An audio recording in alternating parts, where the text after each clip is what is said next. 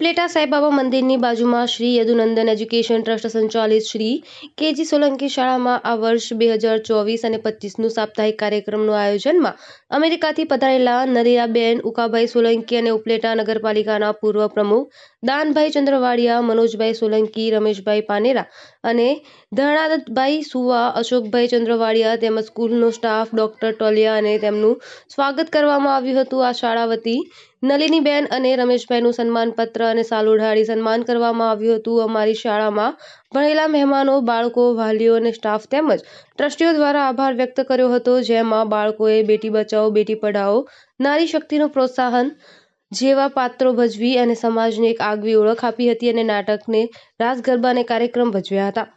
મારું નામ Krishnaben, Yadunandan education trust સંચાલિત શ્રીમતી કેજી સોલંકી પ્રાથમિક શાળામાં વર્ષ 2024-25ને અનુલક્ષીને જે વાર્ષિક કાર્યક્રમ યોજાયો તેમાં અમેરિકાથી પધારેલા નલિનીબેન ઉકાભાઈ સોલંકી, ઉપલેટા નગરપાલિકાના ભૂતપૂર્વ પ્રમુખ દાનભાઈ ચંદ્રવાડિયા, મનોજભાઈ સોલંકી, રમેશભાઈ પાનેરા, ડૉક્ટર પિયુષ ટોલિયા સાહેબ, ડૉક્ટર ઋષિ બિંદિયાબહેન ઉપસ્થિત રહ્યા। તેમનું ફૂલથી સ્વાગત કરવામાં આવ્યું। તેમજ બાળકો દ્વારા દીકરીને પ્રોત્સાહન કરતું, નારી શક્તિને પ્રોત્સાહન કરતું તેમજ ખેડૂતો અને જવાનોનું મહત્ત્વ આપી અને સમાજને એક આગવી ઓળખાણ આપી છે, જેમનો હું આભાર વ્યક્ત કરું છું। તેમજ અહીંનો સ્ટાફ તેમજ સંચાલકોનો પણ હું હૃદયપૂર્વક આભાર વ્યક્ત કરું છું।